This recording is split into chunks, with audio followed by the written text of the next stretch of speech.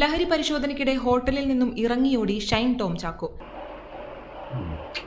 കഴിഞ്ഞ ദിവസമാണ് ഷൈൻ ടോം താമസിച്ചിരുന്ന കൊച്ചിയിലെ ഹോട്ടലിൽ നടി വിൻസി അലോഷ്യസിന്റെ പരാതിയിൽ ഡാൻസ് ഓഫ് സംഘത്തിന്റെ പരിശോധനയുണ്ടായത്.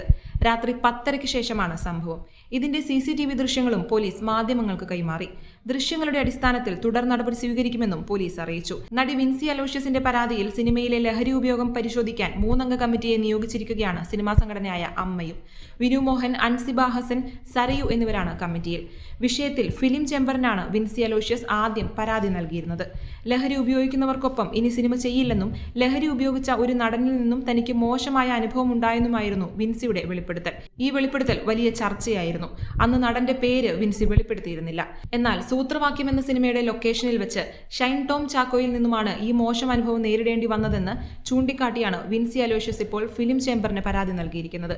സിനിമയുടെ ആഭ്യന്തര പരാതി കമ്മിറ്റിക്കും പരാതി നൽകിയിട്ടുണ്ട്. ഒരു നടൻ സിനിമാ സെറ്റിൽ വെച്ച് ലഹരി ഉപയോഗിച്ച് തന്നോടും സഹപ്രവർത്തകയോടും മോശമായി പെരുമാറി. ഏറെ ബുദ്ധിമുട്ടിയാണ് ആ സിനിമ പൂർത്തിയാക്കിയത്. അതിനാലാണ് ഇനി അത്തരം വ്യക്തികൾക്കൊപ്പം സിനിമ ചെയ്യില്ലെന്ന നിലപാടെടുത്തത് എന്നായിരുന്നു നടിയുടെ വെളിപ്പെടുത്തൽ. ഒരു സീൻ പ്രാക്ടീസ് ചെയ്യുന്നതിനിടയിൽ ഒരു വെള്ളപ്പൊടി വായിൽ നിന്നും പുറത്തേക്ക് തുപ്പുന്നത് കണ്ടുവെന്നും ഇയാൾ സിനിമാ സെറ്റിൽ നിരന്തരമായി ലഹരി ഉപയോഗിക്കുന്ന വ്യക്തിയാണെന്നും സിനിമ പൂർത്തിയാക്കിയത് സഹപ്രവർത്തകരുടെ അഭ്യർത്ഥന പ്രകാരമാണെന്നും വിൻസി പറയുന്നു.